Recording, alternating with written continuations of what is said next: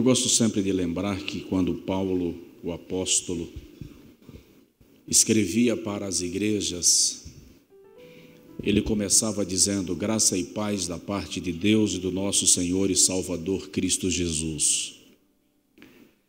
Mas quando ele escrevia para pastores, ele começava dizendo: graça, misericórdia e paz da parte de Deus e do nosso Senhor e Salvador Cristo Jesus.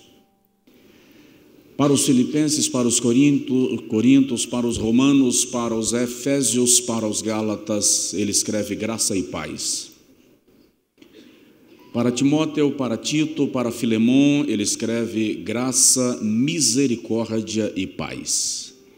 Então dá uma olhada no pastor que está do seu lado, na pastora que está do seu lado, e diz para ele assim: graça, misericórdia e paz.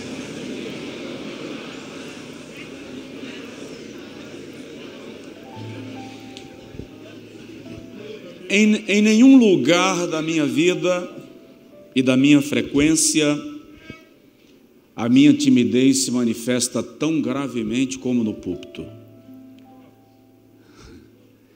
Eu preciso lidar com ela todo dia, cada instante, mas o púlpito é o meu grande desafio.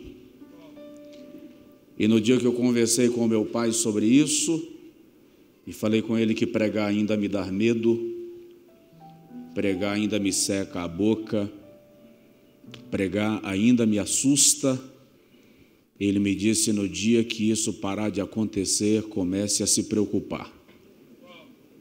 Porque o púlpito não é o lugar para você se acostumar.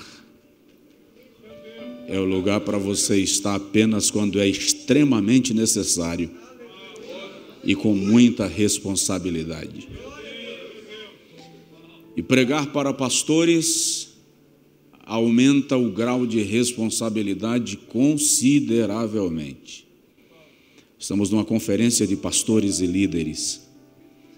E para pesar um pouco mais, alguns dos ministrantes estão sentados aí na primeira fila, que é para dizer assim: é nós, mas... Então, isso é bastante sério, bastante pesado, mas eu estou muito agradecido a Deus. Ontem eu me perguntei, ano passado nessa conferência eu tive o privilégio de ministrar na primeira noite. E ontem eu me perguntei: o que é mais pesado, falar na primeira noite, na abertura ou no fechamento? E a resposta que me veio foi: o que pesa mais, uma tonelada de ferro ou uma tonelada de algodão?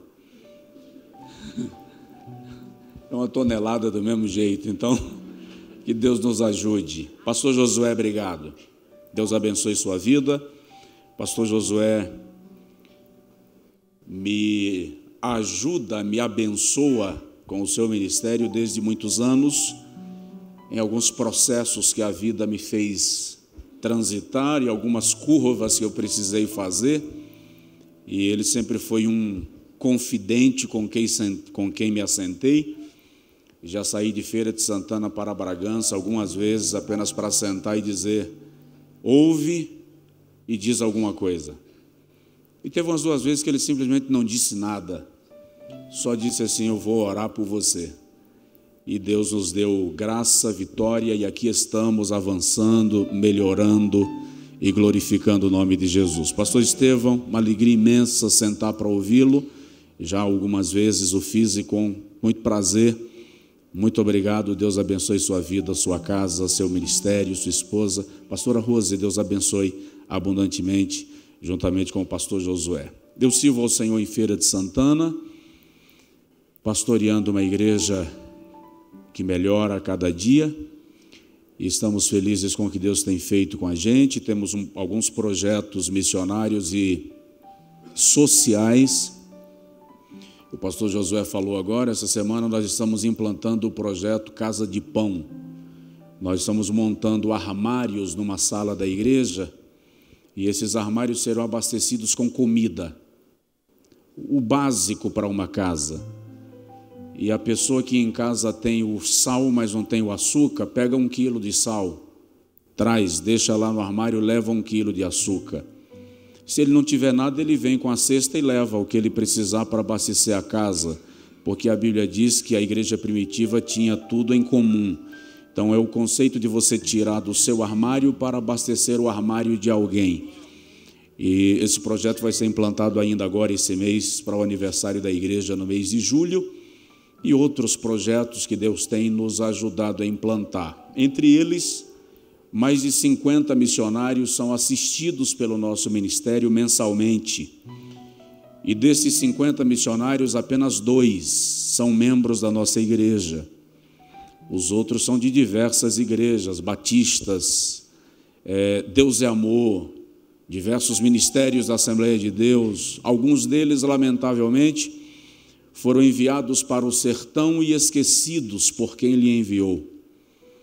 E mensalmente a nossa equipe levando a feira do mês, um auxílio de combustível e uma bênção para a vida da família poder desenvolver. Recebi um pastor outro dia que o filho dele, de 8 anos de idade, chegou para ele e disse: quando eu for maior de idade, eu não quero ser crente.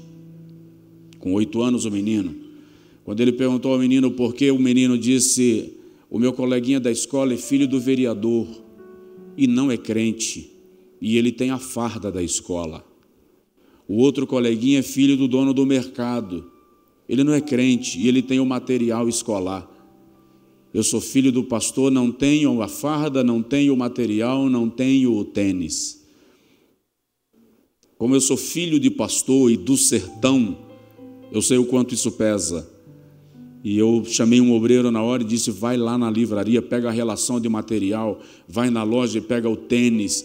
O Jeep estava parado por falta de pneu, levanta aí, compra os 4 pneus do Jeep do pastor, manda ele para casa abastecido, porque o que está em questão não é o ministério dele agora, o que está em questão é a fé do filho dele, que ainda é criança e precisa crer que Deus abençoa aqueles que se entregam a ele. Então, pedimos a sua oração e na saída nós temos lá os nossos livros, CDs com louvores, as Bíblias em capa preta, capa rosa e capa marrom, tá? Como eu apresentei ontem, falei da versão corrigida fiel, que de acordo com os estudiosos é o texto mais próximo dos textos originais em língua portuguesa. Você pode adquirir. E todo esse material é direcionado para esses projetos. Tá? Todo esse material é direcionado para esses projetos. Abra comigo a sua Bíblia, por favor. Ezequiel, capítulo de número 28.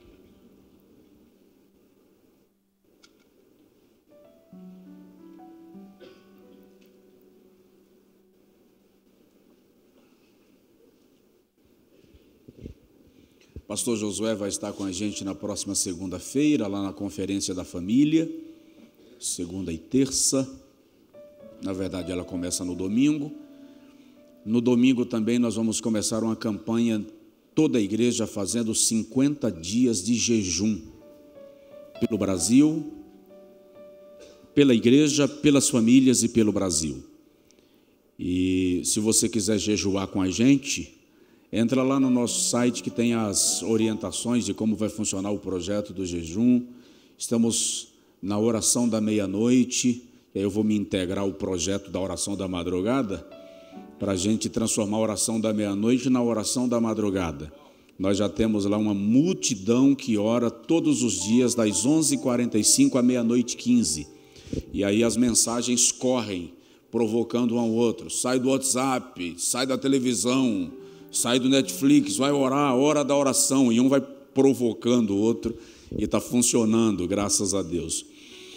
Ezequiel 28, versículo 13 até o versículo 19, Deus me confrontou muito esses dias com esse texto, e essa madrugada eu fui extremamente confrontado pela palavra que o Senhor me trouxe para trazer aos irmãos, aos companheiros. Diz assim: estiveste no Éden, jardim de Deus, de toda a pedra preciosa era a tua cobertura, sardônia, topázio, diamante, turquesa, ônix, jaspe, safira, carbúnculo, esmeralda e ouro.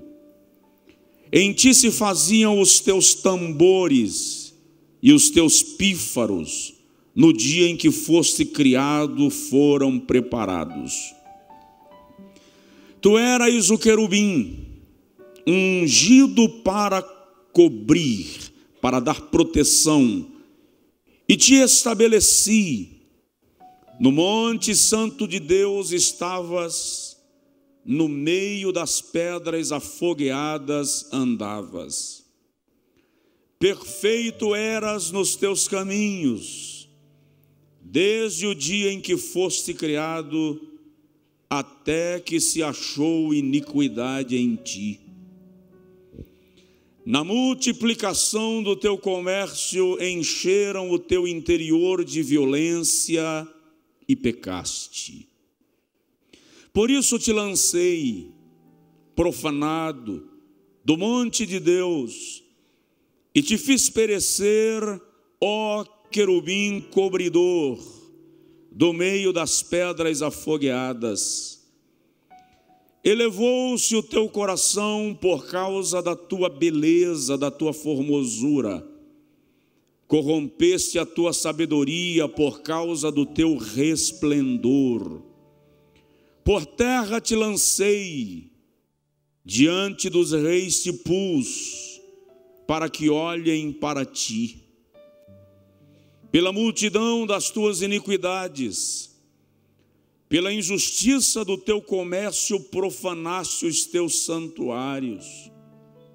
Eu, pois, fiz sair do meio de ti um fogo que te consumiu e te tornei em cinzas sobre a terra, aos olhos de todos os que te veem. Todos os que te conhecem entre os povos estão espantados de ti. Em grande espanto te tornaste, e nunca mais subsistirá. Alguém consegue dizer misericórdia? Coloca-se a mão no peito, por favor, e diga comigo: Senhor Jesus, fala com a gente outra vez. Amém. Querido, se eu fosse dar um tema a esta reflexão nesta manhã, eu chamaria de anjos carentes. Pastores são anjos. Jesus, por algumas vezes, escrevendo às igrejas da Ásia Menor, dirige-se aos líderes daquelas igrejas como anjo da igreja, por causa do conceito de mensageiro ou assistentes da face de Deus. Anjos são mensageiros que assistem diante da face do Senhor. Pastores são mensageiros que servem ao povo de Deus, recebendo direto da face de Deus o que transmitir. A unção é um privilégio, e privilégio impõe responsabilidades. A unção, ao contrário do que muitos pensam, traz problemas. Unção traz problemas. Há problemas que você só tem por causa da unção. Antes de ser ungido para rei de Israel, os problemas de Davi se resumiam a um leão ou um urso de cada vez, de vez em quando. Depois da unção aparece um Golias, e depois de Golias aparece um Saul. A unção muda o nível dos problemas e batalhas pelos quais você terá que passar. Não é por acaso que ela nos capacita para o propósito do ministério. No entanto, a unção também será cobrada, porque a quem mais é dado, mais será requerido. Quem lida com pastores e líderes é aquele que os nomeou. Não importa o que eles façam ou deixem de fazer, terão que cedo ou tarde, no tempo determinado, se deparar com quem lhe ungiu, para prestar contas daquilo que recebeu. O texto de Ezequiel 28 literalmente aponta para a cidade fortaleza de Tiro, um centro comercial, idólatra, artístico, envolvido, embebido e entornado na prostituição e na idolatria.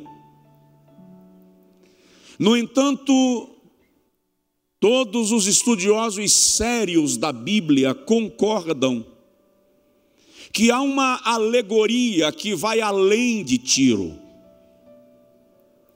Há uma citação que não se resume a uma cidade, a um lugar, a um rei e a um homem. E esses estudiosos concordam que há uma menção direta ao querubim ungido para proteger. Aquele que assistia diante da face de Deus, e mais que isso, ele era aferidor de perfeição, padrão de beleza, referência de adoração. E a pergunta que eu me fiz ao longo desses últimos dias, desenvolvendo esta reflexão, para compartilhar convosco nesta conferência, a pergunta que eu me fiz foi: o que faltou ao querubim para que ele se tornasse o que se tornou? O que faltou para ele? Se nós formos analisar, ele assistia direto ao trono de Deus. Aliás, essa é uma dos grandes impasses da teologia e da filosofia da religião. Qual a origem do mal? Como o mal brotou no coração de alguém que estava diante da essência de todo o bem? Então, o que faltou ao querubim, hierarquicamente, ele estava tão bem posicionado no reino da luz, que Miguel, quando se deparou com ele, o arcanjo, não ousou dirigir palavra contra ele. Pelo contrário, disse: o Senhor te repreenda. Em outras palavras, você é páreo para o poderoso, não sou eu que posso lidar com você, mesmo quando ele já havia virado o diabo. O arcanjo Miguel, que em Daniel 10 é chamado de um dos principais arcanjos, quando se dirige para o querubim tornado diabo, não ousou dirigir palavra contra ele. O que faltou a Lúcifer? Ele era maioral entre os anjos. Até essa parte da hoste angelical estava sob sua liderança. Detalhe, a leitura do texto vai nos mostrar que ele tinha um trono. Elevarei o meu trono. Se tinha um trono, tinha um reino. Era um príncipe. Tanto que, tornado diabo, Jesus o chama de príncipe deste mundo. A sua patente não foi retirada. Paulo o chama de príncipe das trevas, porque no reino de Deus ele era príncipe. Isaías 14, 12 a 14, ele diz: elevarei o meu trono, me colocarei acima das estrelas de Deus, serei semelhante ao Altíssimo. O que leva Lúcifer a esse nível de usurpação era belíssimo.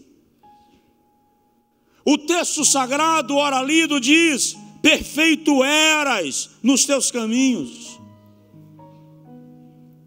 Perfeição aqui é literalmente padrão, aferidor, medida exemplar.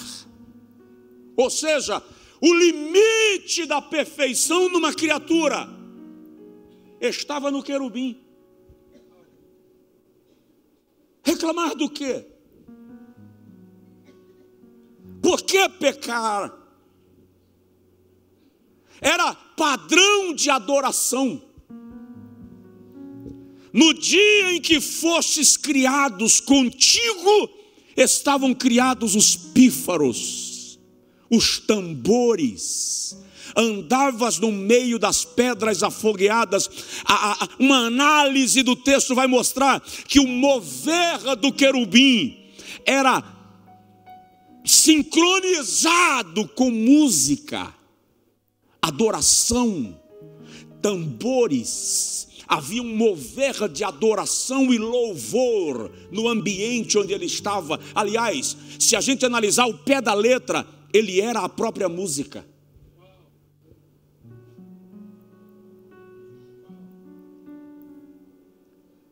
Por que romper com quem lhe criou? Por que quebrar o padrão? Ele era tão importante na hierarquia angelical que a sua queda causa espanto no mundo dos anjos e impacto no mundo físico. Jesus diz em Lucas 10: eu via Satanás cair do céu como um raio.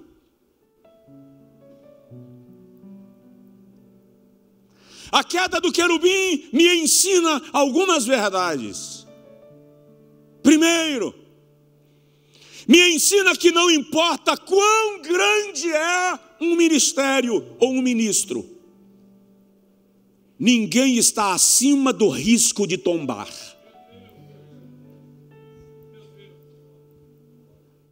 Segundo, a queda do querubim me ensina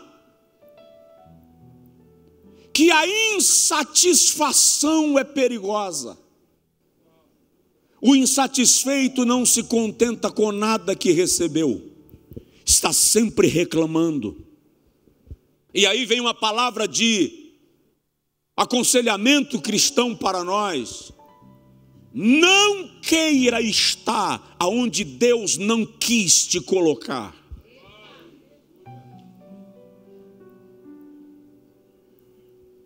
Nem toda proposta boa é uma boa proposta. Nem todo convite para ser promovido vem de Deus. Lúcifer caiu porque não estava satisfeito com tudo que Deus lhe havia dado. A queda do querubim me revela que a vaidade é uma armadilha com a qual nós temos que lidar todo dia.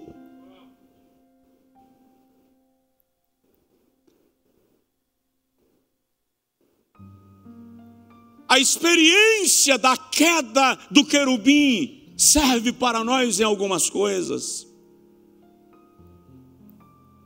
Eu tenho algumas perguntas rápidas para a gente ir para casa pensando neste final de conferência. E eu não quero ser o estraga alegria. Você foi alimentado, abastecido, nós fomos, nós recebemos. E eu não quero que a pregação A última seja aquela que você diz assim: brincadeira, o cara vem lá da Bahia para me fazer voltar para casa cheio de indagações. Não, a ideia não é essa. Mas a ideia é cada um de nós adquirirmos uma balança.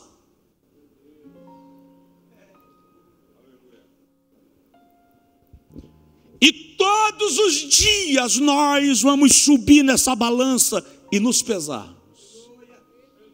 Porque o texto diz: pesado fostes na balança e achado, naquele caso, em falta. Nós precisamos nos pesar. Por quê? Porque pastores são ministros do altar. Pastores lidam com tesouros de Deus, com oráculos do céu.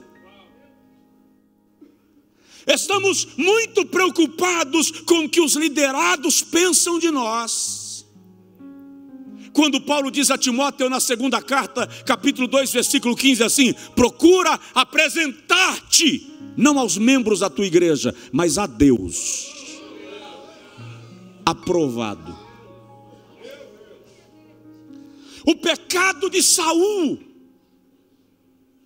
foi a sua queda por popularidade.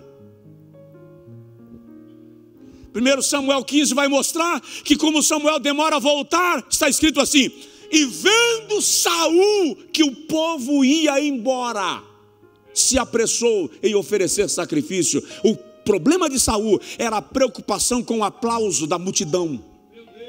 Todas as vezes que o pastor está preocupado com o aplauso da multidão, ele ignora a sua função profética, porque profeta não agrada ao povo, agrada quem lhe chamou.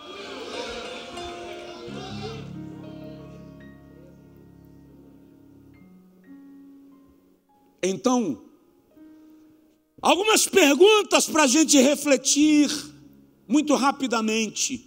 Primeira: quanto tempo leva a metamorfose de um anjo de luz em Satanás? Em quanto tempo um anjo pode virar diabo? Qual é o tempo que leva para a deformação do caráter de um líder? Se nós lermos o texto, vamos obter a resposta. É o mesmo tempo que o sentimento errado nos leva a tomar decisões erradas. Quando somos movidos pelo sentimento da vaidade, versículo 16 e 17.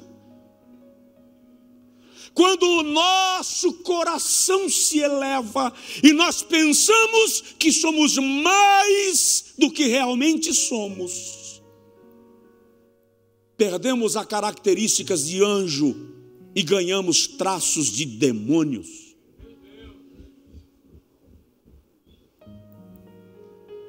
Quando nós que representamos Deus queremos ser mais importantes do que aquele a quem nós representamos, perdemos a graça.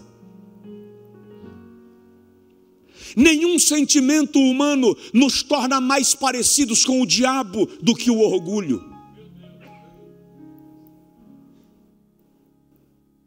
Orgulhar-se de quê?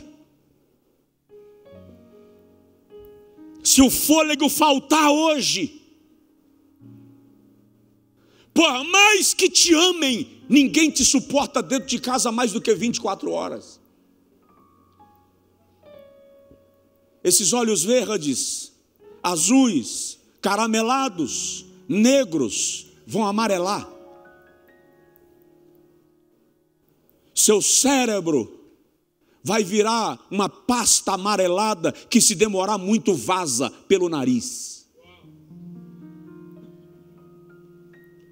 Você é lindo, linda, mas se o fôlego faltar, a pele acinzenta, a sedosidade da pele vira sequidão, incha, cheira mal e ninguém dá conta de ficar perto.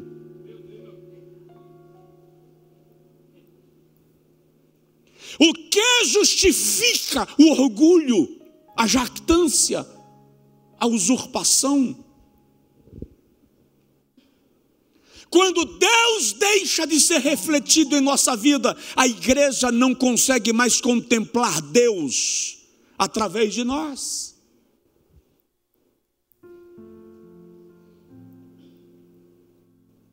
Quando nós deixamos de ser espelhos que refletem a glória, nos tornamos apenas homens naturais. Paulo diz aos Coríntios, segunda carta, capítulo 3, versículo 18, assim: refletindo como espelho a glória do Senhor. A ideia de Paulo ali não é para a igreja olhar para você e ver você. É para a igreja olhar para você e ver reflexo da glória de Deus. Lembra da arca? Feita de madeira de acácia. Quem é a madeira de acácia? Linda na sua coloração, mas dura, tortuosa, cheia de nós. Ninguém escolheria a madeira de acácia para fazer a mesa da casa, a cômoda da sala, a bancada da igreja, porque ela é ruim de ser talhada. Ela não pega nível, não regulariza. É por isso que Deus diz assim: depois da caixa de madeira feita, betuma com ouro batido por dentro e por fora, porque ouro pode ser nivelado, madeira de acácia não. O que Deus está dizendo ali a madeira de acácia é você. Por melhor que se trabalhe, você não fica ajustado, arrumadinho, no nível perfeito. O que eu faço? Eu pego a minha natureza, ouro, e coloco por dentro, coloco por fora. Quem olha para você não te vê mais, vê a minha pessoa na tua vida.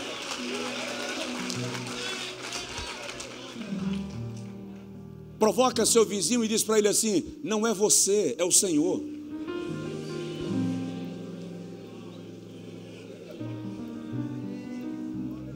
Lembro-me agora do pastor norte-americano, naturalizado norte-americano, de origem judaica, Morris Cerullo.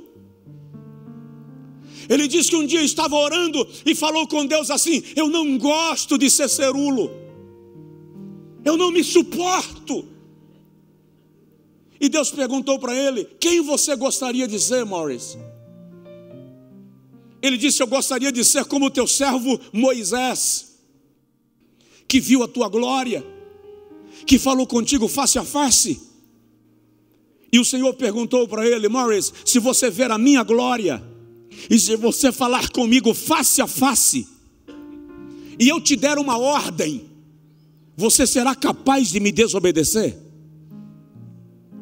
E ele disse que respondeu: Senhor, se eu falar contigo face a face, eu nunca te desobedecerei. E o Senhor falou com ele: você não serve para ser Moisés, porque eu mandei ele tocar na rocha e ele a feriu. Ele disse que ficou calado sem entender, e de repente o Senhor perguntou: tem mais alguém que você gostaria de ser, Morris? E ele disse: eu quero ser Davi. Porque quando ele dedilhava a harpa, até demônio ia embora. E o Senhor perguntou para ele: Cerullo, você tem coragem de matar um homem e depois casar com a mulher dele? Ele disse: Senhor, o Senhor sabe que eu não mato nem mosca. O Senhor falou com ele: você não está à altura de Davi. Ele mandou matar Urias para tomar Batseba como sua mulher. Ele disse que ficou assustado, porque nunca tinha pensado nisso. De repente o Senhor perguntou: mais alguém? Ele disse: eu quero ser Abraão, o teu amigo, aquele que te para discutir contigo uma decisão que foi tomada pelo céu. E o Senhor perguntou para ele: Morris, vão chegar agora 4 homens da tua casa, eles estão vindo buscar a tua mulher, você vai deixar levar? Ele diz que levantou da oração na hora e disse: só se me matarem primeiro. Deus falou com ele: você não tem capacidade de ser Abraão. Ele entregou Sara para salvar sua própria vida. Maurice diz que começou a chorar, sem entender nada, a mente ficou confusa. E o Senhor disse para ele: Maurice, você precisa entender que não era Moisés, não era Davi, nem era Abraão que fazia aquelas maravilhas. Era a minha presença com eles que o levava onde eu queria que eles estivessem. Ei, somos apenas a madeira de acácia, e se vamos a algum lugar, é porque Ele nos betumou com ouro batido por dentro e por fora. É preciso refletir Deus. Muita gente deixou de parecer Deus na essência para aparecer na aparência. Só na aparência. Veste como crente, arruma o cabelo como crente, a figura é de crente. Só que é preciso lembrar que Gênesis 1:26 diz assim: façamos o homem à nossa imagem exterior, conforme a nossa semelhança, essência. Perder a semelhança e manter a imagem não resolve o problema. Porque a imagem tem que ser o reflexo da semelhança. Quanto tempo leva para um anjo virar diabo? Quantos pastores que estão sendo deformados e não estão percebendo?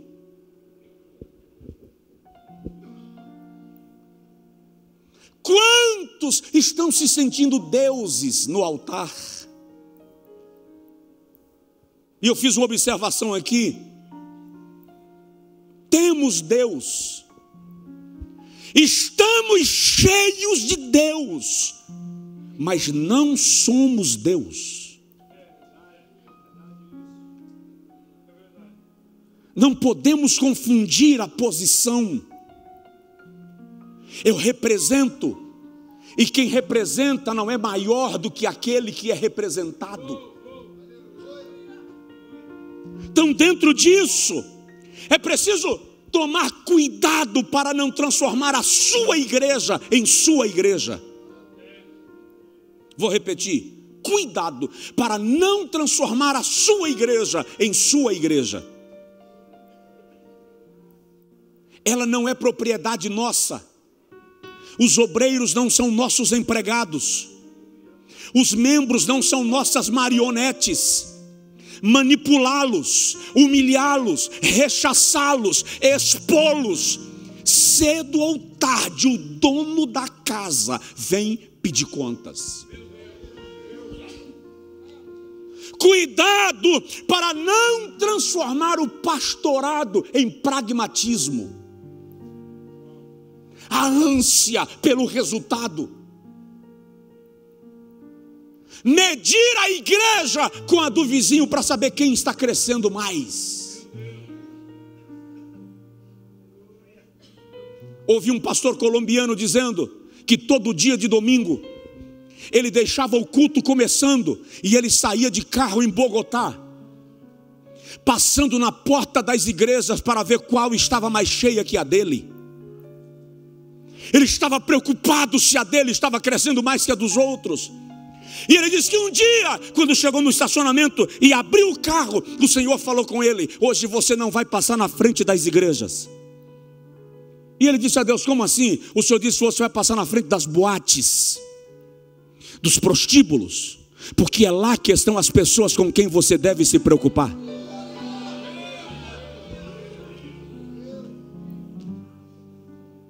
Cuidado para não transformar a sua missão em sua profissão. Pastorado não é profissão, é missão. Cuidado para não transformar o seu ministério em monestério. O dinheiro não é um fim. O dinheiro é um meio. É um instrumento, mas não pode ser a meta. E muitos ministérios ganharam a característica de monestérios. E isso está transformando muito anjo em cão.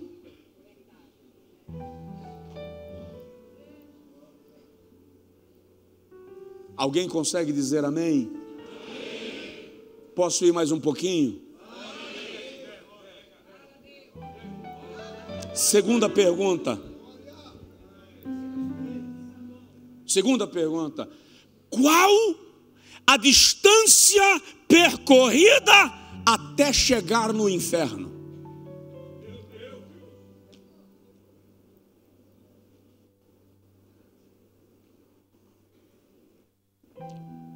Muito líder está descambando para o inferno sem perceber a trajetória que decidiu percorrer. A velocidade de sair da posição de céu para a posição de inferno é a mesma velocidade da queda de um raio. O seu ministério está sendo construído com suor, lágrimas e às vezes sangue. Mas um lapso te leva para o chão numa velocidade que você nem vê de onde veio a pancada.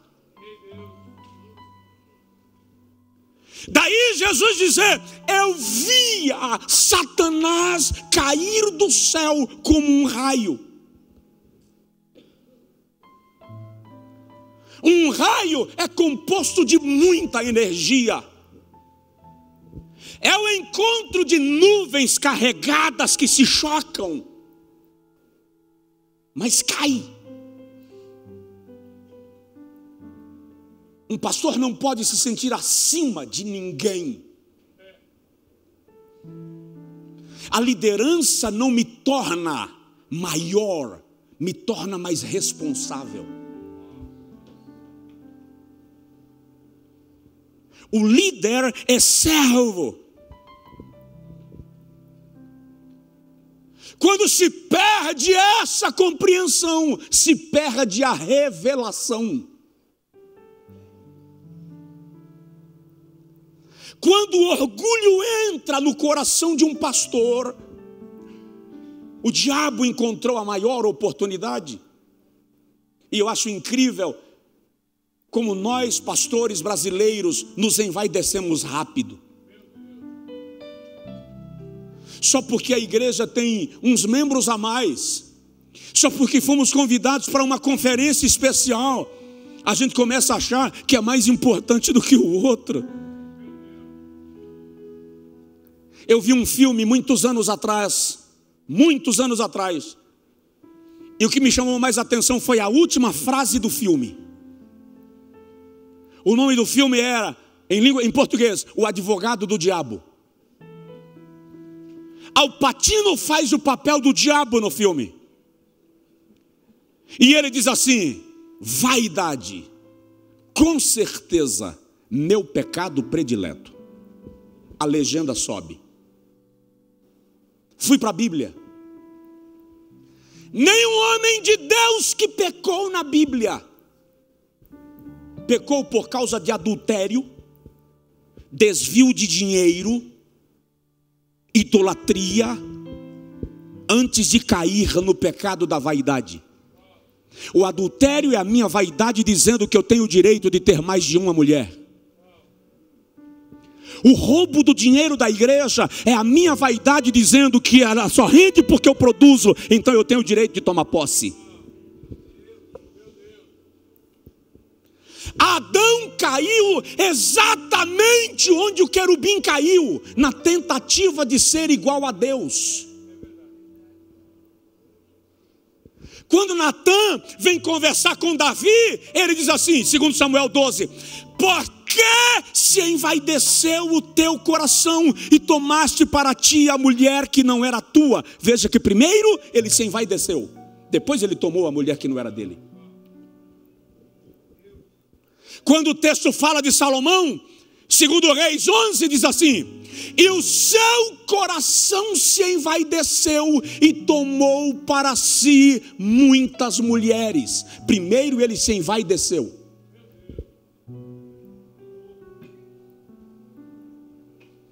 Dá um toque no obreiro que está do seu lado e fala assim: cuidado com a vaidade.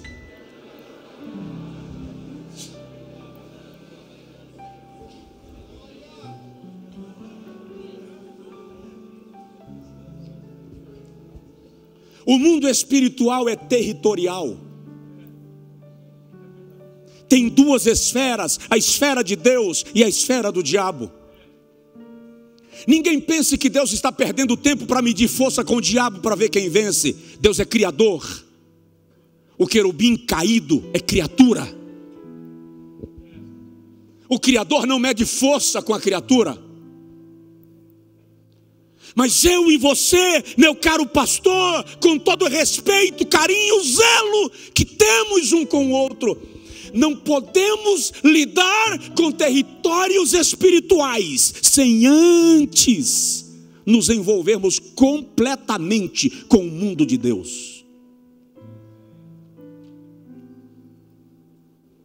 Eu moro na Bahia. Na Bahia ninguém se sente constrangido em dizer que fez um pacto com uma entidade, que bebeu sangue de animal pela manhã, que fez o sacrifício X na sexta-feira, que se banhou de tal forma no sábado. Eu já recebi recados de satanistas diversas vezes no púlpito da igreja, ameaças. Você aprende que o mundo espiritual não é para ser vivido na esportiva.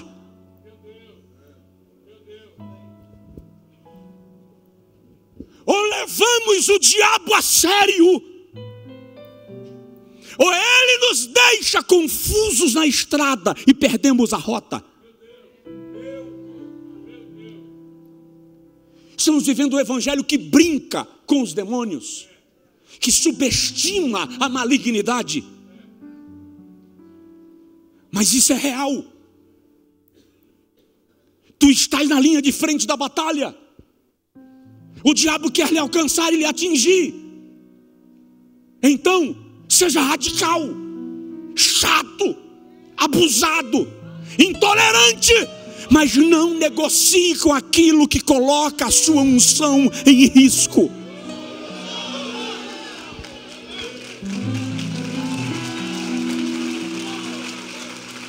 Aleluia, aleluia, aleluia. Tem gente brincando de ser pastor. E acredite, quando o Senhor me deu essa palavra, Ele não me disse que seria a última mensagem da conferência. Eu sinceramente acho que a última mensagem da conferência poderia ser uma mensagem mais animadora do que confrontadora. Vai fazer o que? O dono é Ele. Vai questionar quem manda. Quem és tu, Caco, para perguntares ao oleiro: que fazes?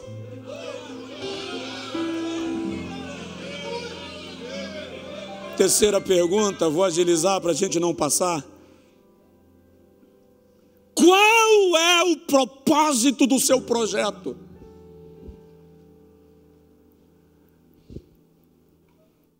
Qual é o propósito do nosso ministério? Por que eu tenho tantos projetos na igreja? O que me estimula, o que me instiga?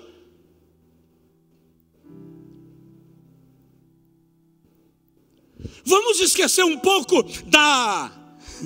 desculpa eu usar esse termo, da demonização do contexto ora lido, E vamos entender que crescer é o propósito de Deus para nós. A questão é, em que direção e até que tamanho?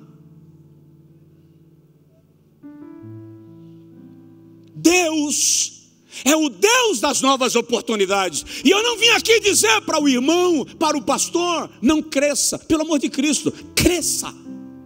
Não esquece, crescer dói. Acho que já foi até ministrado isso essa semana aqui. Crescer dói. Todas as vezes que você começar a crescer, vão te bater. Vão te bater. E algumas pancadas vão ser bem fortes. Você vai se perguntar se vale a pena querer crescer. Por que eu não fiquei escondidinho lá, sem ninguém me ver? Porque quando você começa a evoluir, os involuídos começam a te perseguir.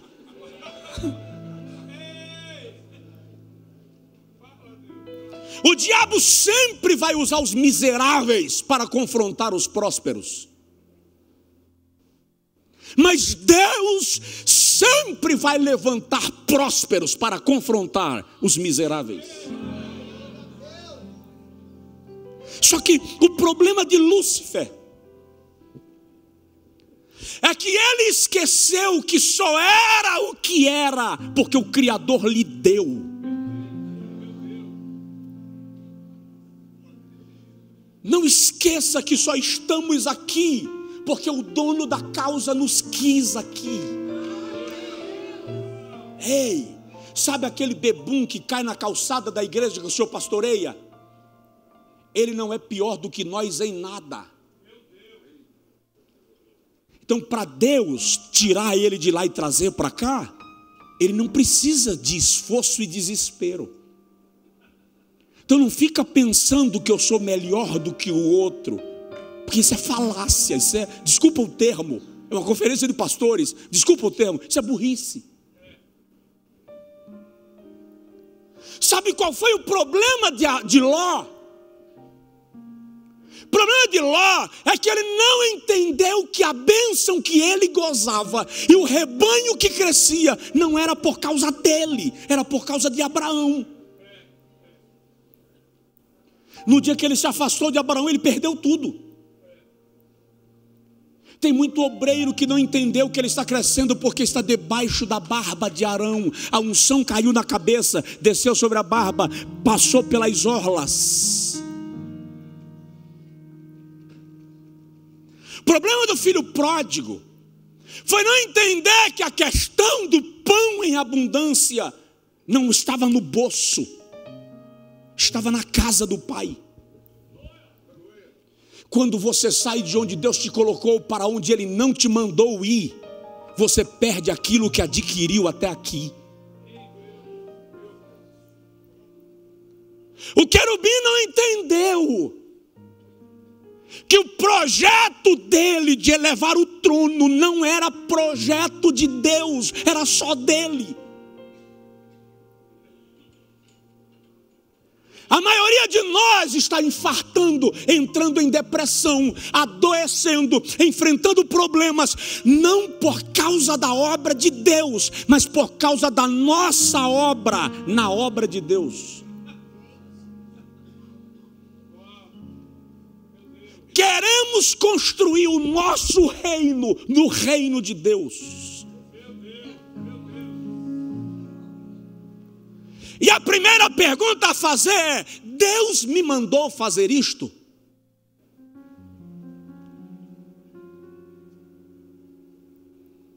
Porque se Deus não mandou entrar nisto, é uma fria.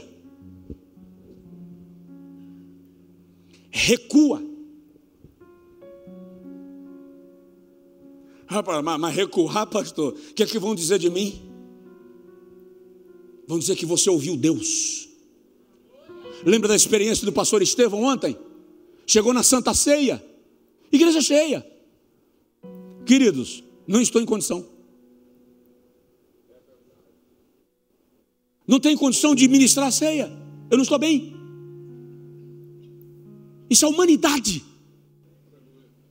Recuar é humanidade. é admitir que há momentos que não dá para avançar, e Deus está dizendo: para que eu te respaldo.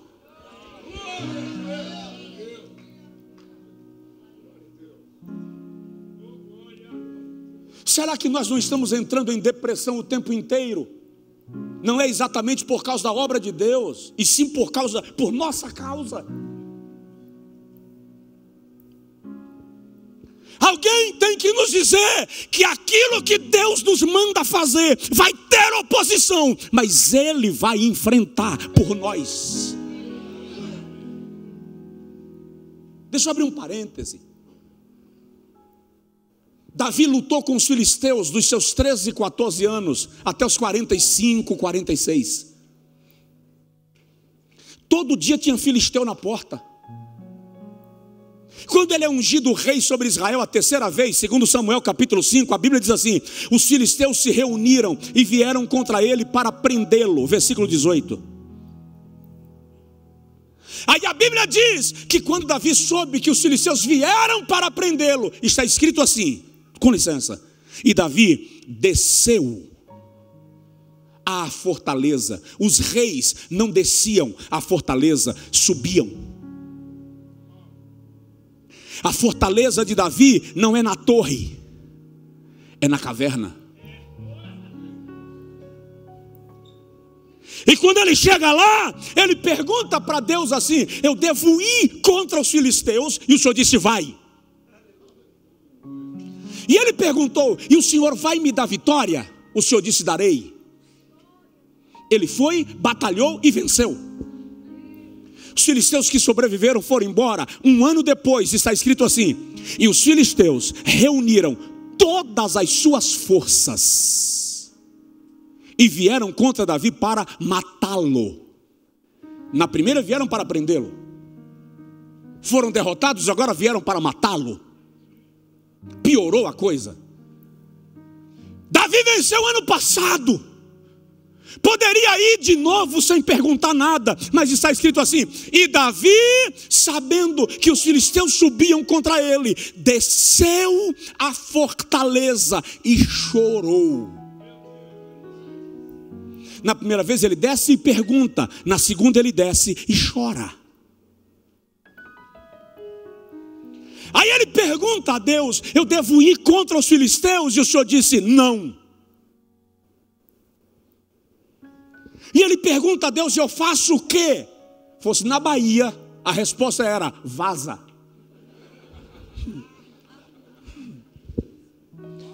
Jeová disse: corre e te esconde. Quando eu era menino, eu enfrentava os filisteus. Fugindo de Saul, eu fui morar no meio dos filisteus. Agora que eu sou rei e tenho todas as tropas, o Senhor me manda correr dos filisteus? Corre e te esconde. Agora imagina a cara de Davi para chegar em Jerusalém e dizer assim: Jeová falou comigo e diz que é para a gente, todo mundo, largar Jerusalém e fugir, porque os filisteus estão vindo. Deus mandou fugir. E Davi vai e se esconde atrás da floresta dos balsameiros. E eu imagino alguém dizendo assim: majestade, faz alguma coisa. E Jeová diz: faça nada. Alguém olha para o outro e fala assim: estou estranhando Davi. Será que está ficando covarde? Antigamente ele não perdia uma batalha dessa para ninguém, agora está correndo. O outro chega: majestade, faz alguma coisa. Jeová diz: fica na tua. Os filisteus invadiram a terra, pisaram no território que Deus havia dado a Davi. Mas não foi o Senhor quem me deu, foi. Mas corre. A Bíblia não diz quantos dias, mas diz que chega um momento que Jeová fala assim: Davi, a copa da floresta de balsameiros vai se mexer. e ela não vai se mexer de maneira descoordenada. O mover da copa dos balsameiros vai ser no tom da marcha de um exército. Quando você ouvir marcha de exército na copa das árvores, levanta e sai a peleja, porque eu já fui na tua frente.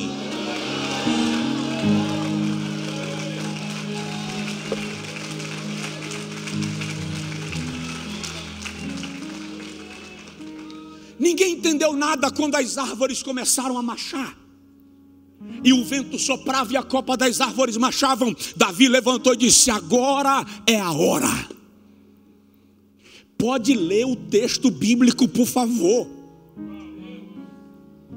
É a última vez que os filisteus aparecem em Jerusalém. Por quê? Porque o Senhor diz assim: eu vou na frente para derrotar os filisteus. Presta atenção, quando você vence, o seu inimigo se reorganiza e volta. Quando Jeová vence, ele vence definitivamente.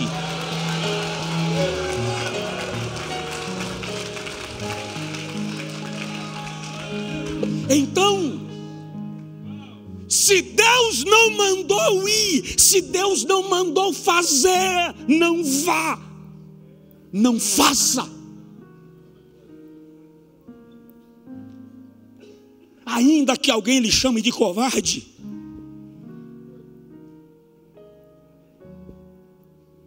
vamos concluindo? Quarto,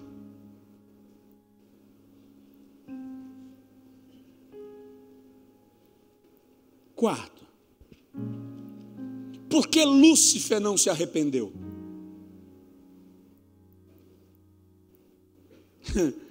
Todo pastor sofre desse mal.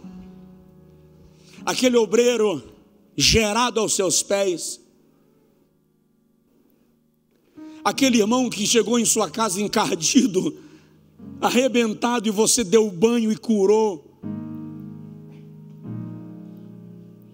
te deu um drible, te deixou para trás e foi embora, e você fica naquela esperança assim: não, ele vai perceber que fez uma besteira e vai voltar, e demora a cair a ficha, e perceber que não é para voltar. Eu disse isso na conferência passada: não peça para que fique com você aquele que já decidiu ir embora, porque se ele resolver ficar, ele vai te dar problema. Ele não está mais com você. Ele ficou porque você aumentou o salário, porque você melhorou a condição de vida, mas o coração dele não está mais lá. O obstinado não se arrepende. O obstinado não encontra lugar de arrependimento. É só ler Hebreus 12. O obstinado consegue repetir os mesmos pecados sem nunca se constranger. E o pior, ele vai, mas de vez em quando aparece. É só ler Jó 1. Os filhos de Deus se apresentando a Deus, lá está Satanás no meio deles. Não tem filho, se mistura com os filhos dos outros. É infrutífero. Você já parou para perceber a parábola do trigo e do joio? Eu já vi muito pregador dizendo, e eu também já disse, que quando os trabalhadores chegaram para o dono da fazenda e disseram, lançaram joio na terra, e ele disse: deixa crescer juntos. E no dia da colheita a gente joga o joio no fogo e o trigo no celeiro. Muita gente diz que é porque trigo e joio são tão parecidos que o fazendeiro temeu que alguém, na euforia de arrancar o joio, terminasse arrancando o trigo também. Mas presta atenção, não era Josué. Eles eram trabalhadores do trigo. Eles conheciam trigo e joio, sabiam diferenciar. A questão é que joio não tem raiz profunda. Como joio não tem raiz profunda, presta atenção nessa, que essa vai esclarecer, trazer luz para alguns conflitos.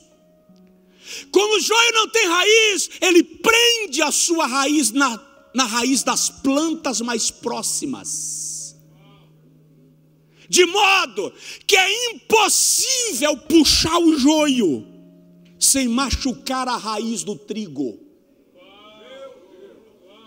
Por que Deus tolera isso?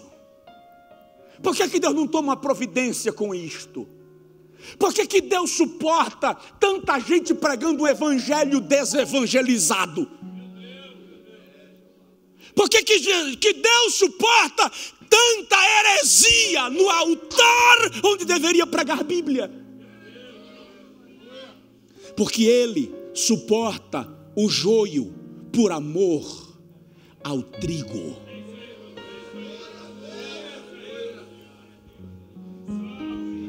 Mas no dia da colheita,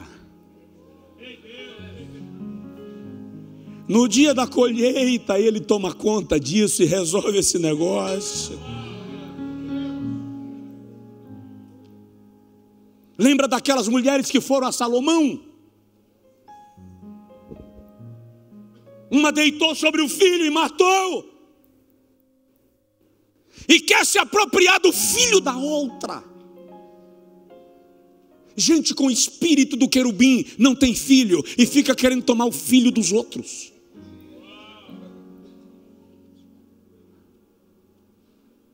É preciso vigiar acerca disto. Não há arrependimento nesse tipo de gente. Não queira forçar alguém a se arrepender. Porque o arrependimento é um ato de dentro para fora, não de fora para dentro.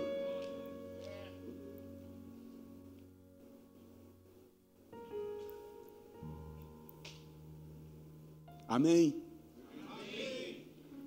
Penúltimo lugar. Qual o momento mais apropriado para um anjo virar demônio?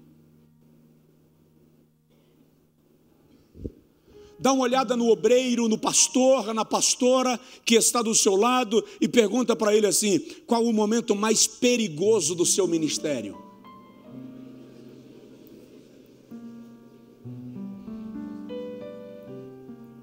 A resposta: quando está tudo dando certo.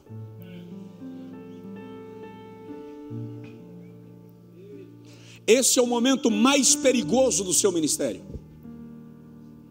Quando foi que Davi teve tempo para subir na cobertura do palácio e ver Batseba tomando banho? Ele já tinha tudo sob controle e as guerras não lhe incomodavam mais. O exército era forte o suficiente para vencer sem ele. Está tudo certo. Está tudo no lugar. Os irmãos sabem que americanos fazem de tudo objeto de pesquisa. E uma pesquisa revelou que os pastores norte-americanos que cometeram deslizes morais caíram no melhor momento do seu ministério. Por quê? Porque o sucesso gera euforia. Pregar e ver o resultado gera euforia. Por isso, a igreja americana nunca convida um pregador bem-sucedido sozinho. A mulher dele tem que ir junto. Um filho tem que ir junto. Alguém da equipe tem que ir junto. Antes dele entrar no quarto, alguém da equipe entra e averigua o quarto. Por causa do perigo do sucesso, ao contrário de nós, é só ler o Novo Testamento. Todas as vezes que Jesus fazia um grande milagre, ele se retirava para orar. Nós, todas as vezes que temos uma grande conquista, fazemos um churrasco.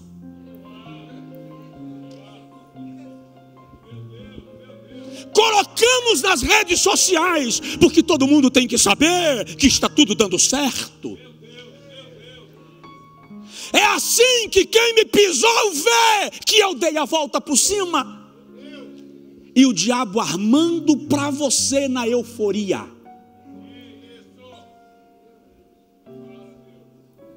Quem lhe pisou vai saber que Deus lhe honrou. Não porque você passou na cara, mas porque há um princípio: preparais uma mesa perante mim. Onde? Na presença dos meus inimigos. Ei, quem vai comunicar a tua vitória não é você. O próprio Deus vai fazer quem te pisou ficar sabendo que Ele te fez vencer.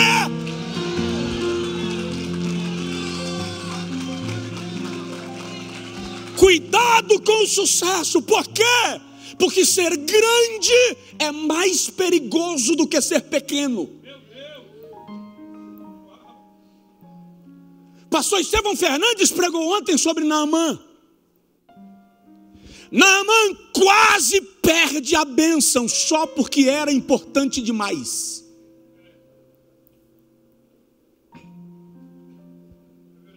Ser aplaudido é mais perigoso do que ser humilhado. Porque a humilhação te ensina o teu lugar, e a bajulação te leva para o lugar que não é teu.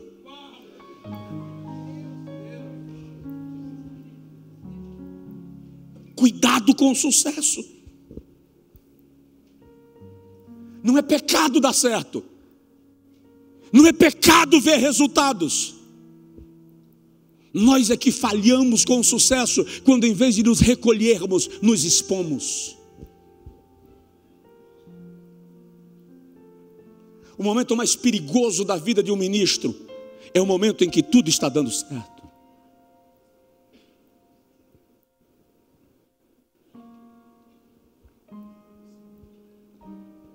Tem alguém aí? Dá uma olhadinha no obreiro do seu lado e fala agora assim: vai dar certo.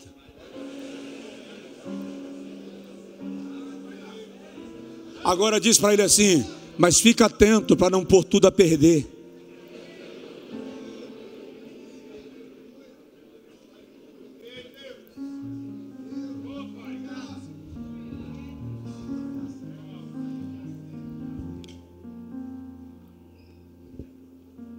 Concluindo, a quem você está disposto a honrar?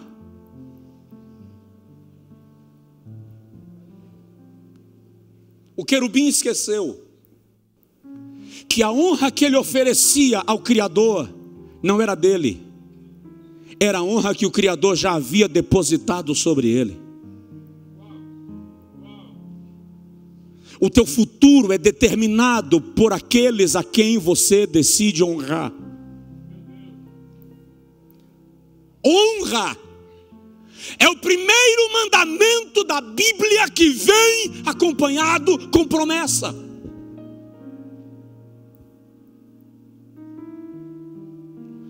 Quem não aprende a cadeia de honra da sua vida, despenca do trono que foi posto. Em Mateus capítulo 10, versículo 41, Jesus diz assim: quem recebe um profeta, na qualidade de profeta, recebe galardão de profeta. Ele está dizendo: honre aqueles que estão exercendo autoridade sobre a sua vida, profetas. Quem recebe um justo, na qualidade de justo, recebe galardão de justo. Ele está dizendo: honre aqueles que estão no seu mesmo nível de autoridade. E ele diz: de modo que até aquele que dá um pouco de água a um dos meus pequeninos não perderá o seu galardão. Ele está dizendo: honre também aqueles que estão abaixo do seu nível de autoridade. Honrar apenas quem está acima de mim não é honra, é bajulação.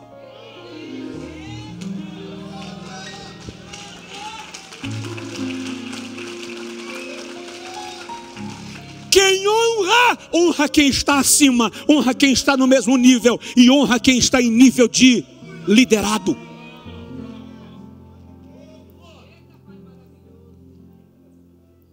Toda a miséria que o Brasil está vivendo hoje é causado pelo pecado da desonra. Uma herança que o querubim caído trouxe para nós. Se a igreja não aprender a honrar o seu pastor, se o pastor não aprender a honrar a igreja que ele cuida, se o cônjuge não aprender a honrar o seu cônjuge, se pai não aprender a honrar filho e filho honrar a pai, a cadeia de honra é quebrada e alguém vai despencar nessa viagem.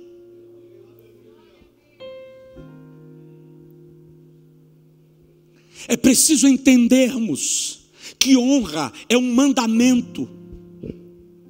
Honra, antes de ser uma colheita, é uma semente. Quer ser honrado? Honre.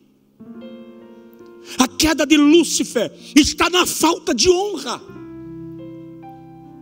Ele não honrou quem lhe deu a posição.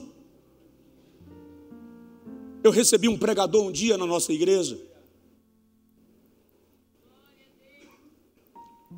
E não é todo dia que o pastor da igreja está com disposição física e mental para ir jantar depois do culto.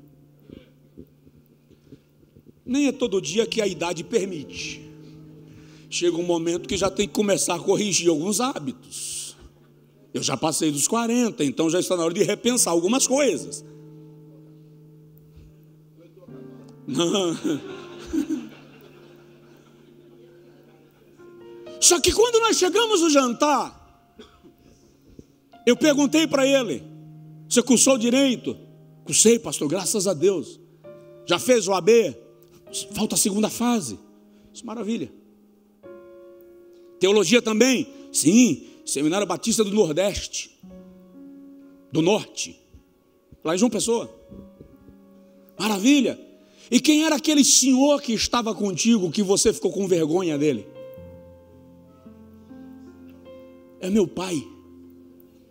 Teu pai faz o quê? É pedreiro. Legal. Tua mãe faz o quê?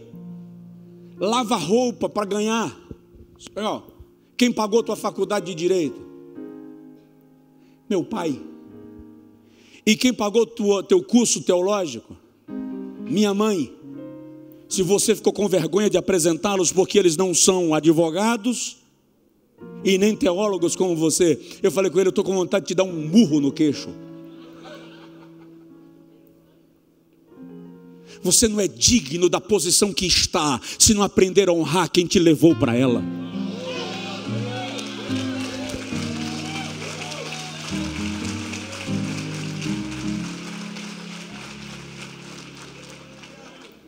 Aprenda a honrar, pratique honra. Saia dessa conferência decidido a honrar.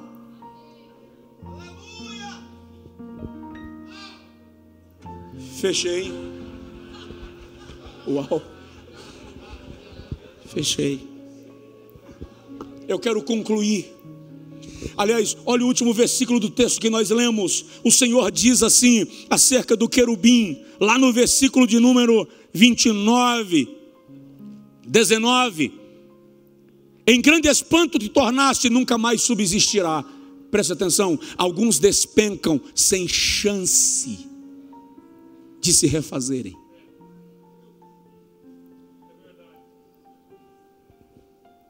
Mas a palavra que eu recebi de Deus essa madrugada para a sua vida está em 2 textos.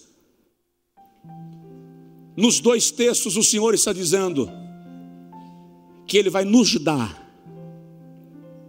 um tempo para corrigirmos os nossos desvios. Preste atenção nisso. Sansão era nazireu. A vida de Sansão virou um inferno. Se apaixona por uma moça de Timnat, casa. E quando ele chega em casa para a lua de mel, ela foi dada para o melhor amigo dele. Ele está revoltado. Incendeia a lavoura dos filisteus. Vai para Gaza, na sua revolta, e afoga as mágoas na casa de uma prostituta em Gaza. Depois se encanta por Dalila. E o resultado a gente conhece, mas presta atenção. A tragédia de Sansão não começou quando a mulher dele foi dada para outro. A tragédia de Sansão não foi Dalila. A gente fica culpando Dalila. A tragédia de Sansão não foi a prostituta de Gaza. A tragédia de Sansão foi o mel.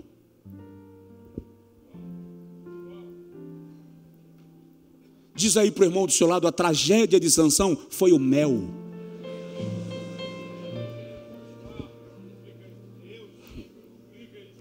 Você é nazireu. Nazir, separado, consagrado, escolhido, exclusivo. A lei dizia que o nazireu não podia cortar o cabelo, não podia tomar bebida forte, nem podia tocar em carne morta. Subindo para Timnat, os pais de Sansão vão na frente e ele vai atrás. Um filhote de leão aparece e Sansão cai para cima do filhote do leão e o mata. E o arrasta para fora da estrada. Cuidado com aquilo que você precisa esconder.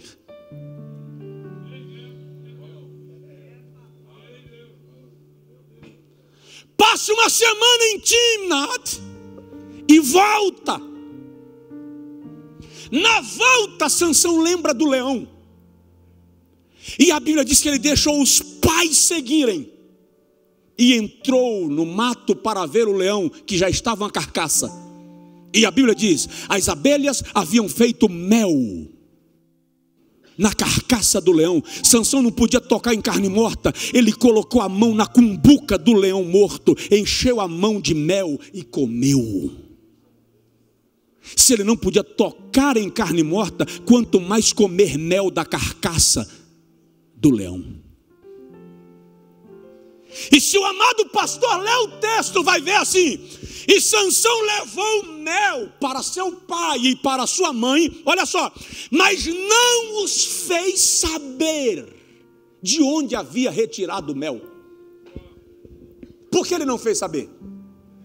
Porque a lei do nazireado dizia, Levítico 25, que se ele tocasse em carne morta, ele teria que ir ao sacerdote. O sacerdote iria raspar a sua cabeça, queimar o cabelo no fogo. O seu nazireado seria perdido e ele teria que começar do zero. Sansão não queria começar do zero. Por isso que ele não disse a seu pai e a sua mãe, porque o pai ia dizer: volta, vamos para o sacerdote, vamos confessar.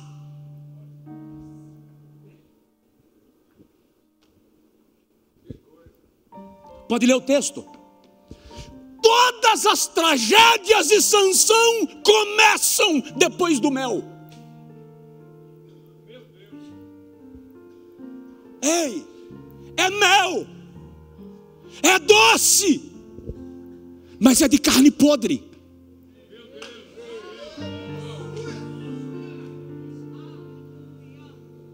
Qual foi o primeiro ato dos filisteus quando prenderam Sansão? Fizeram com ele o que ele não queria que o sacerdote fizesse: rasparam a cabeça. Aquilo que nós não aceitamos viver diante de Deus, aquilo que nós não aceitamos viver diante daqueles que o Senhor estabelece como autoridade sobre a nossa vida, nós corremos o risco de viver nas mãos dos nossos adversários.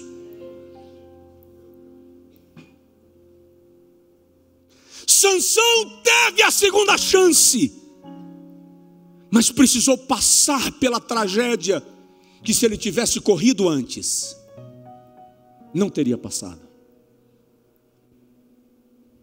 Aí eu me lembro de Lucas 13, 6 a 9 e encerro.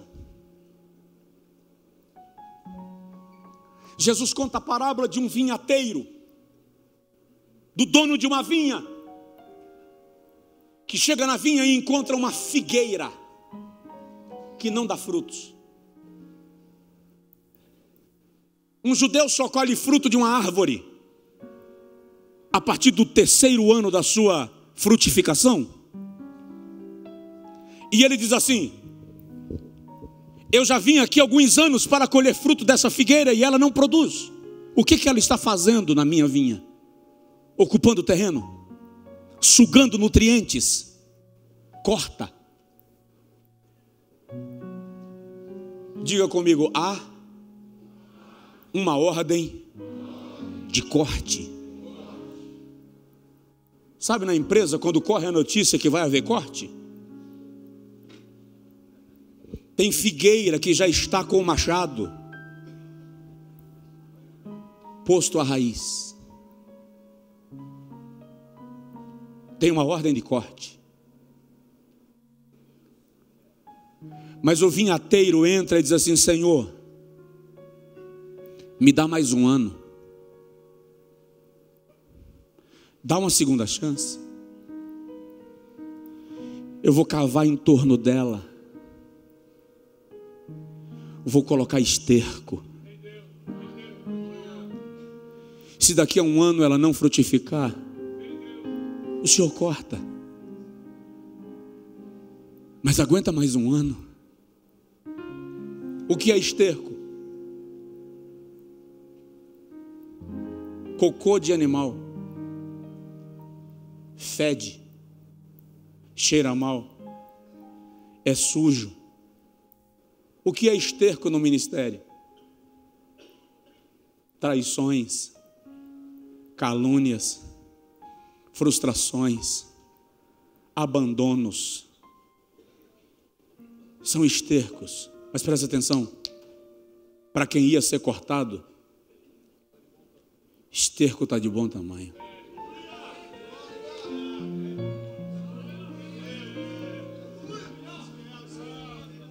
Dá um toque no seu vizinho e diz para ele: não reclame do esterco.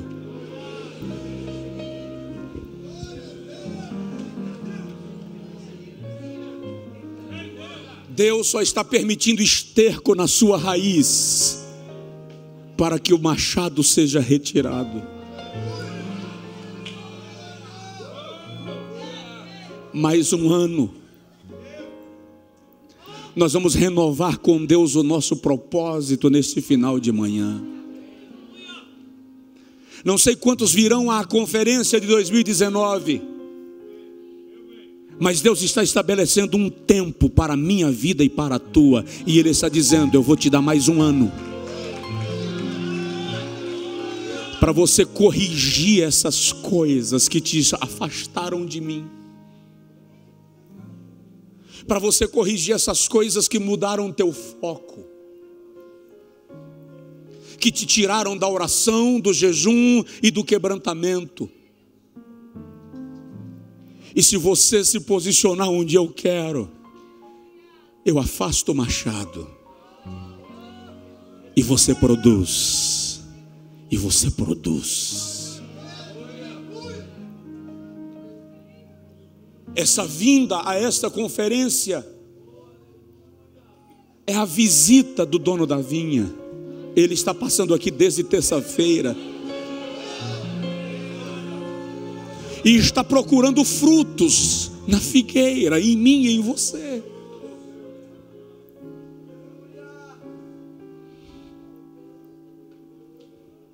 O que temos lhe apresentado?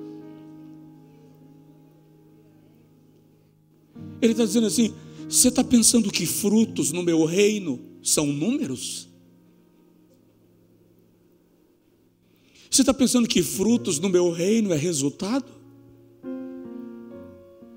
Quem disse que eu estou fazendo conta de quem produz mais e quem produz menos? Fruto no meu reino é princípio, é caráter, é testemunho. E eu estou investigando a videira e procurando fruto nela. Ia ser cortado, mas o Espírito Santo, que é o vinhateiro, olhou para o dono da vinha e disse assim: Senhor, ele veio para inspeção, Ele sentou aqui, ouviu a palavra, está se corrigindo. Ele já fez pactos e pactos. Em cada pregação ele fez um voto, ele fez um pacto, ele prometeu que ia mudar. Dá mais um ano. Dá mais um ano, porque eu vou cuidar dele. Eu vou mexer em algumas coisas da vida dele. Ei,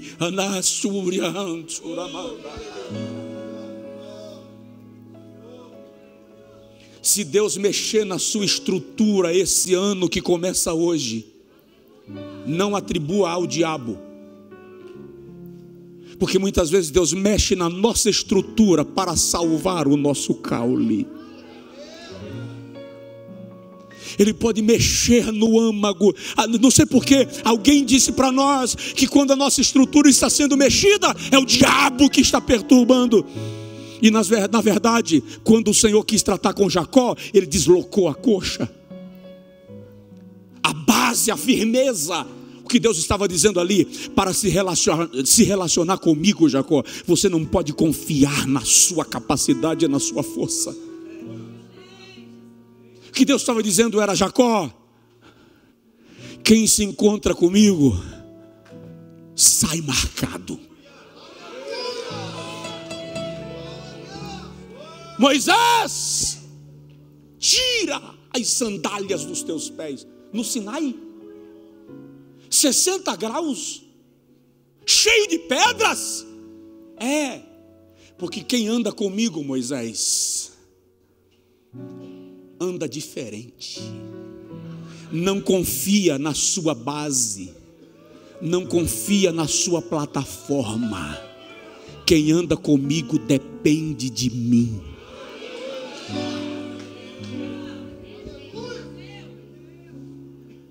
Provoca seu vizinho e fala com ele: mais um tempo. Fique de pé, por favor, ou de joelho, se preferir.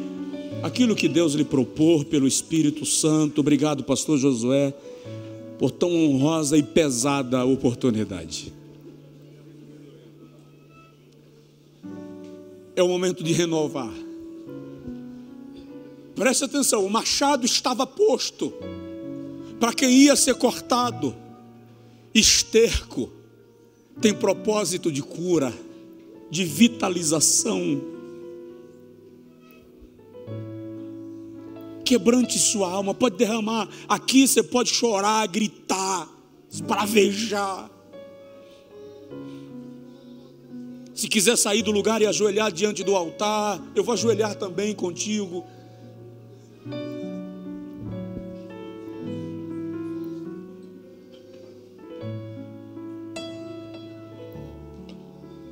Ninguém aqui é obra pronta, obra terminada.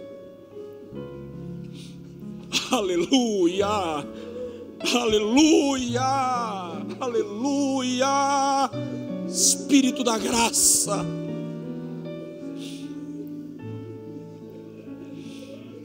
Espírito da graça,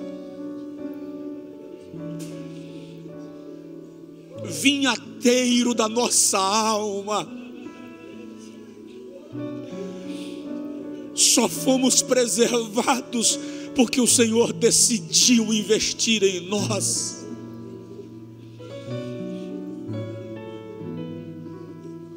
Eu vou parar de orar o microfone e cada um mergulhe em Deus na sua oração.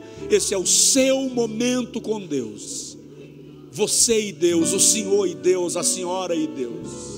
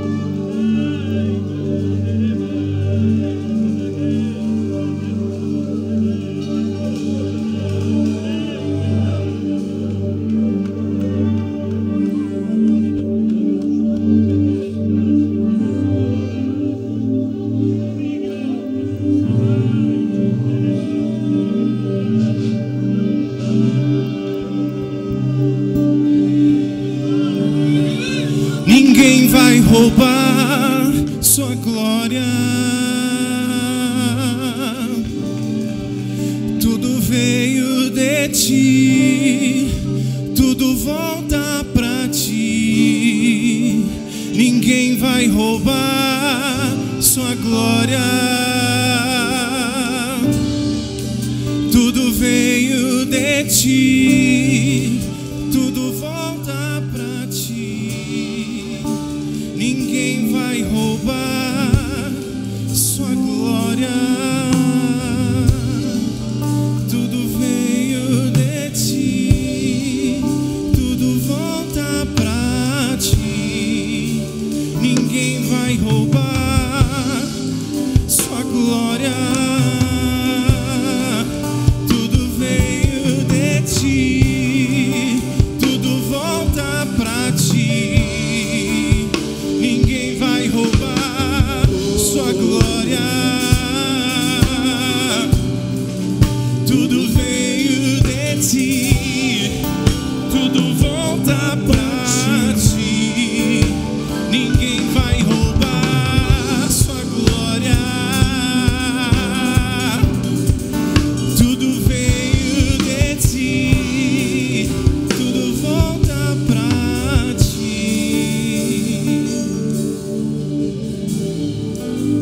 Os judeus de joelho, em pé, sentado. Os judeus têm uma oração.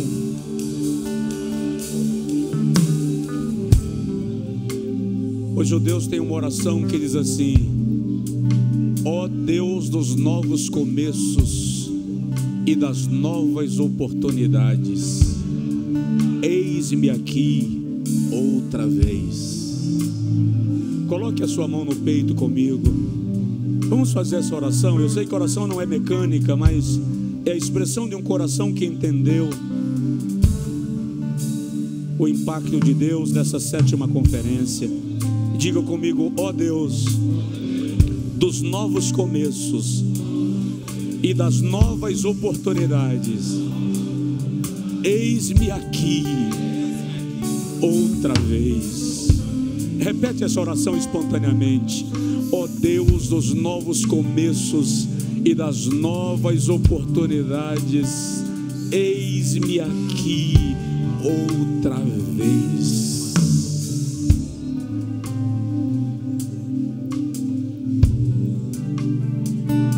Dá um abraço, um aperto de mão do pastor que está aí do seu lado.